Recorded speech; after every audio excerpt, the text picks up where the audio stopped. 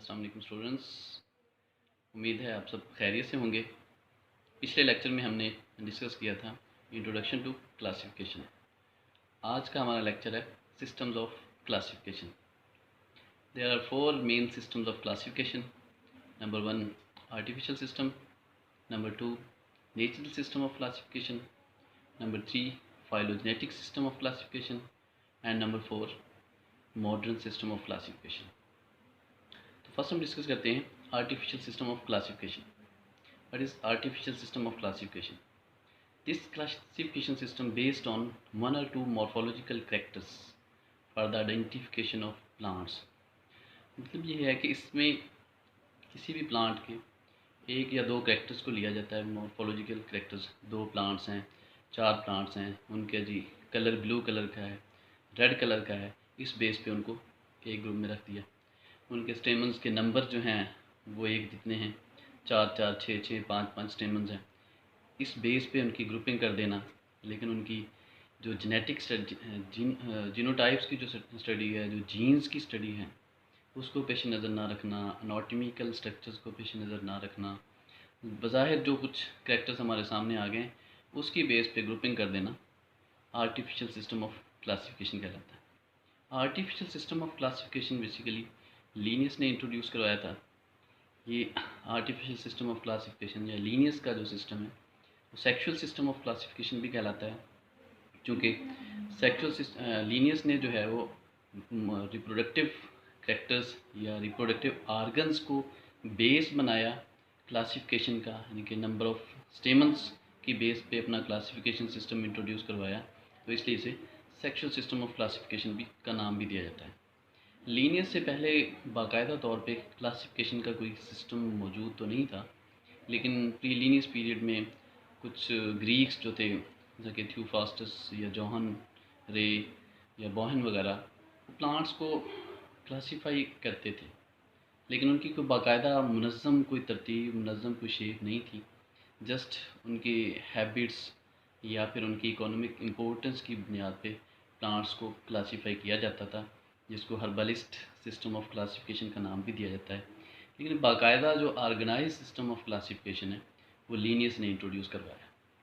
और लीनियस का जो सिस्टम ऑफ क्लासिफिकेशन है वो सेक्सुअल सिस्टम ऑफ क्लासिफिकेशन कहलाता है, क्योंकि उसने रिप्रोडक्टिव आर्गन्स को क्लासिफिकेशन की बेस बनाया। और ये लीनियस का सिस्टम आर्टिफिशियल सिस्टम की एग्जाम्पल में शामिल है। नेक्स्ट है natural system of classification. Natural classification group together plants with many of the same characteristics and are highly predictive। कि जैसे कि हमने पीछे देखा कि आर्टिफिशियल सिस्टम ऑफ क्लासिफिकेशन में एक या दो कैरेक्टर्स, मॉर्फोलॉजिकल कैरेक्टर्स को बेस बनाया जाता है, लेकिन जैसे जैसे स्टडीज़ में एडवांसमेंट आई, cytology, anatomy, ecology, biochemistry, genetics को भी स्टडी किया जाने लगा, तो अब प्लांट्स की जो क्लासिफिकेशन थी वो उस बेस पे की गई। एक से ज़्यादा कैरेक्टर्स, सेट ऑफ कैरेक्टर्स की बेस पे की गई। जब डिफरेंट सेट ऑफ कैरेक्टर्स की बेस पे प्लांट्स को क्लासीफाई किया जाने लगा, उनकी जेनेटिक्स, उनकी एनाटॉमी और साइटोलॉजी और इकोलॉजी को भी पेश नज़र रखा जाने लगा, तो इस बेस पे जो सिस्टम ऑफ क्लासिफिकेशन बना उसे नेचुरल सिस्टम ऑफ क्लासिफिकेशन का नाम दिया गया। Bentham and Hooker system of classification जो है वो नेचुरल क्लासिफिकेशन सिस्टम की एग्जांपल है। नेक्स्ट है फाइलोजेनेटिक सिस्टम ऑफ क्लासिफिकेशन या फिर evolutionary taxonomic system of classification का नाम भी दिया जाता है। 1870 में जब बायोलॉजिस्ट ने चार्ल्स डार्विन की थ्योरी ऑफ एवोल्यूशन को एक्सेप्ट किया, तो टैक्सोनॉमिस्ट के सामने एक नया जो है वो फील्ड मुतारफ़ हुआ कि अब क्यों ना एवोल्यूशनरी रिलेशनशिप या एवोल्यूशनरी जो हिस्ट्री है, जो इर्तकाई प्रोसेस है, उसको भी क्लासिफिकेशन की बुनियाद बनाया जाए। तो अब जो नेक्स्ट क्लासिफिकेशन सिस्टम मुतारफ़ करवाया गया उसमें प्लांट्स की जो है वो एवोल्यूशनरी रिलेशनशिप को भी पेश नज़र रखा गया, जिसकी बेस पे फाइलोजेनेटिक सिस्टम ऑफ क्लासिफिकेशन या एवोल्यूशनरी सिस्टम ऑफ क्लासिफिकेशन बना। The classification system which grouped plants on the base of set of morphological characteristics and phylogenetic relationship is called phylogenetic system of classification. लेकिन चूँकि phylogenetic classification system या जो phylogenetic history है वो एक hypothetic है, hypothesis की हैसियत रखती है कि जैसे जनरली हम बायोलॉजी में हाइपोथेसिस बनाते हैं, लेकिन उसको मज़ीद जो है वो एक साइंटिफिक डाटा तो मिल जाता है, लेकिन उसको मज़ीद टेस्ट करने की ज़रूरत पड़ती है। ताहम इस फाइलोजेनेटिक रिलेशनशिप को, इस फाइलोजेनेटिक हिस्ट्री को जो है वो फाइलोग्राम्स की सूरत में शो किया जाता है। फाइलोजेनेटिक ट्री बाज़-औक़ात बना दिया जाता है कि फ़लाँ प्लांट्स एक ट्री की शेप में उसको दे के कि फ़लाँ टाइम में फ़लाँ प्लांट्स ओरिजिनेट हुआ, फ़लाँ टाइम में फ़लाँ प्लांट्स ओरिजिनेट हुआ, फ़लाँ ब्रांचेस में डिवाइड हो गया, फ़लाँ जो है वो फ़लाँ ब्रांचेस में डिवाइड हो गया। या फिर क्लेडोग्राम के ज़रिए उसको शो किया जाता है कि फ़लाँ प्लांट्स के जो हैं वो कॉमन एंसेस्टर्स थे, इस लेवल तक वो एक साथ रहे, यहाँ से उसकी जो है वो डिवीजन हो गई आगे फर्दर, फिर अगले दर्जे में फ़लाँ प्लांट इस पीरियड तक साथ रहे, फिर अगले दर्जे में फ़लाँ। तो डिफरेंट वेज़ हैं फाइलोजेनेटिक रिलेशनशिप को शो करने के। इसी तरह जो फाइलोजेनेटिक क्लासिफिकेशन है उसमें 3 तरह के ग्रुप्स बनाए जाते हैं। नंबर 1 मोनोफाइलेटिक ग्रुप है, नंबर 2 पैराफाइलेटिक ग्रुप है, और नंबर 3 पॉलीफाइलेटिक ग्रुप है। मोनोफाइलेटिक ग्रुप जैसे कि उसके नाम से भी ज़ाहिर हो रहा है कि मोनोफाइलेटिक, मोनो मीन एक, फाइलेटिक मीन कि जिनका रिलेशनशिप या जिनका एंसेस्टर्स, जिनके आबाओ अजदाद एक हैं, कॉमन है, उनको एक ग्रुप में रखा जाता है कि वो तमाम प्लांट्स जिनके कॉमन एंसेस्टर्स हैं, उनके आबाओ अजदाद एक ही हैं, उनको एक ग्रुप में रखा जाता है उनके एवोल्यूशनरी रिलेशनशिप की बेस पे, जिसको मोनोफाइलेटिक ग्रुप का नाम दिया जाता है। दूसरा ग्रुप जो है वो पैराफाइलेटिक ग्रुप बनाया जाता है। पैरा मीन साथ साथ कि प्लांट्स के जो हैं वो एंसेस्टर्स तो कॉमन है, उनके आबाओ अजदाद तो सेम है, लेकिन आगे चल के वो डिफरेंट हो जाते हैं, क्योंकि आगे उनकी ब्रांचेस जो हैं, उनके जो आगे ऑफ स्प्रिंग्स हैं, आगे जो न्यू जनरेशन हैं, वो आगे चल के इर्तिकाई प्रोसेस में साथ साथ चल रहे हैं, लेकिन उनमें डिफरेंस आ जाते हैं। एक और ब्रांच बन जाती है, दूसरी और ब्रांच बन जाती है। तो इस तरह के जो प्लांट्स का ग्रुप बनाया जाता है उसको पैराफाइलेटिक ग्रुप कहलाता है। तीसरा ग्रुप है पॉलीफाइलेटिक ग्रुप, कि 2 या 2 से ज़्यादा किस्म के ग्रुप्स हैं प्लांट्स के, जिनके आबाओ अजदाद भी डिफरेंट हैं और आगे वो डिफरेंट ग्रुप्स में चल रहे हैं। इस बेस पे उनकी जो ग्रुपिंग बनाई जाती है कि उनके एंसेस्टर्स, उनके वालिदैन, उनके आबाओ अजदाद मुख्तलिफ थे, लेकिन वो इर्तिकाई प्रोसेस में साथ साथ चल रहे हैं। तो इस बेस पे जो ग्रुपिंग बनाई जाएगी वो पॉलीफाइलेटिक ग्रुप कहलाएगी। Engler and Prantl system of classification और बेसिस सिस्टम ऑफ क्लासिफिकेशन जो है वो फाइलोजेनेटिक सिस्टम ऑफ क्लासिफिकेशन की एग्जांपल्स हैं।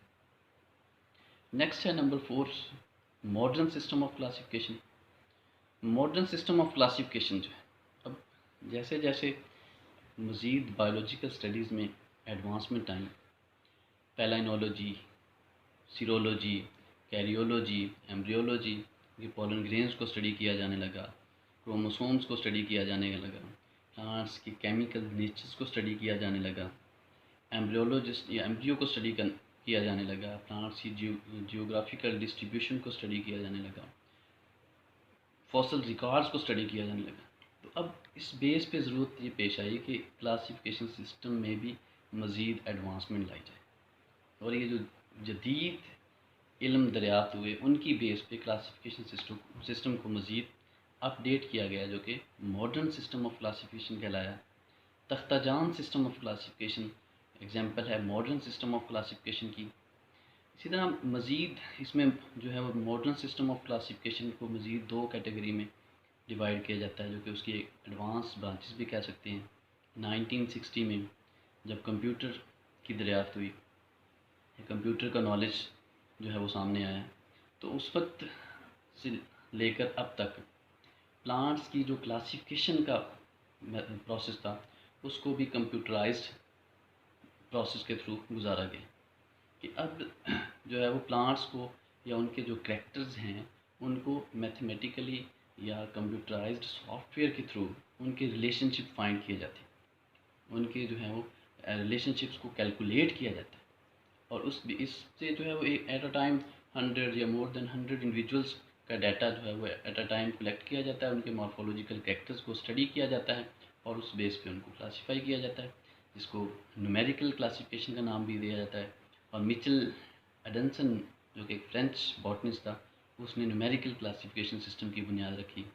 इसी तरह मज़ीद मॉडर्न क्लासिफिकेशन सिस्टम में एडवांसमेंट आई मॉलिक्यूलर बायोलॉजी की स्टडी से, कि मॉलिक्यूलर बायोलॉजी की बेस पे फाइलोजेनेटिक रिलेशनशिप्स को स्टडी किया जाने लगा, कि नाउ डेज मॉलिक्यूलर बायोलॉजी की बेस पे अमाइनो एसिड की सीक्वेंस को स्टडी किया जाता है, न्यूक्लियोटाइड्स न्यूक्लिक एसिड के अंदर न्यूक्लियोटाइड्स को स्टडी किया जाता है।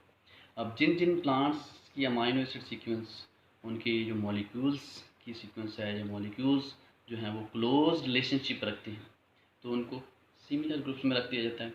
इसी तरह इससे ये भी पता चलता है कि उनका जो फाइलोजेनेटिक इर्तिकाई रिश्ता है वो भी क्लोज हैं, उनके इंसेस्टर्स का पता चल जाता है। और जिनके मॉलिक्यूलर सीक्वेंस, जिनके जो है एवोल्यूशनरी या अमाइनो एसिड की सीक्वेंस जो है वो डिफरेंट है, उससे पता चलता है कि उनके इंसेस्टर्स या उनके आबाओ भी डिफरेंट है। ये था हमारा आज का लेक्चर, सिस्टम्स ऑफ क्लासिफिकेशन, जिसमें हमने मेन 4 सिस्टम्स ऑफ क्लासिफिकेशन को डिस्कस किया।